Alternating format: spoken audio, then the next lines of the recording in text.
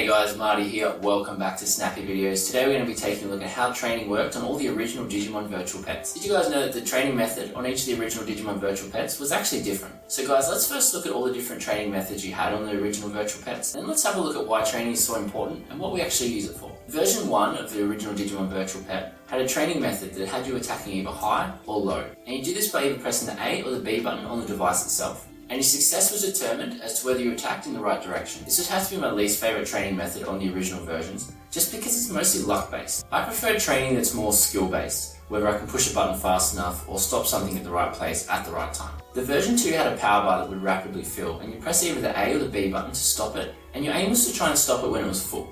This isn't a bad method of training, and I actually quite like it. It definitely beats the version 1, that's for sure. I wouldn't mind getting my hands on a version 2 to see what this is like and actually have a bit more of a play around with it. Here will be something very familiar for you guys. The training method on the version 3 had you pressing the B button rapidly to increase the Digimon's power. This is pretty much the same thing that we see on the Digimon 20th. Just thinking about this for a bit, it would have been really cool if they had taken each of the training methods from the 5 original versions and put them all into the Digimon 20th. And that way maybe you could choose which training method you use, or something like that. That'd be really cool to see in a future device as well. The version 4 is the device that I now have. So I can actually put a clip on the screen so you guys can see exactly how that works. Essentially on the screen is counting up from 0% up to 100%. And what you've got to do, you've either got to press the A or the B button to stop this percentage on 100%. Now it's actually quite interesting guys, because even if you were to get 80 or 90%, which you think would be a reasonably strong attack, it won't actually break the wall. You actually need to hit 100% to be able to take that wall down.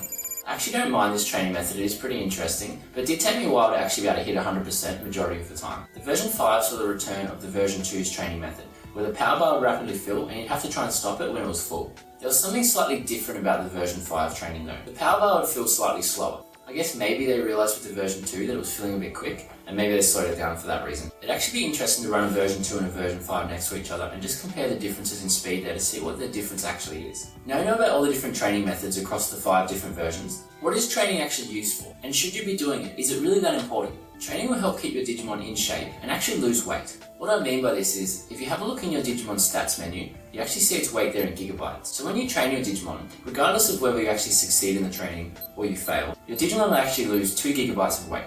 The second, and most important reason for training on these devices, is for evolution.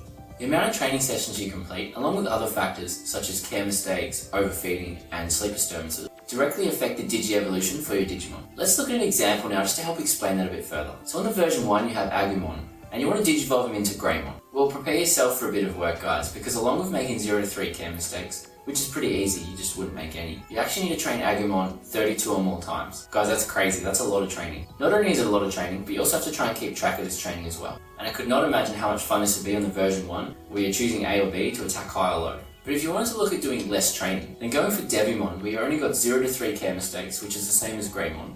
But again, very easy because 0 to 3, you just do none, right? And then 0 to 31 training sessions. Guys, it's so easy, you don't even need to train it at all, but you could, as long as it's less than 31. Training is different on all 5 versions of the original Digimon Virtual Pet, and a very crucial part of the evolution process. Have you ever wondered what the original Digimon Virtual Pet is like compared to the 20th or the X? Why not check out one of these videos here to see exactly why.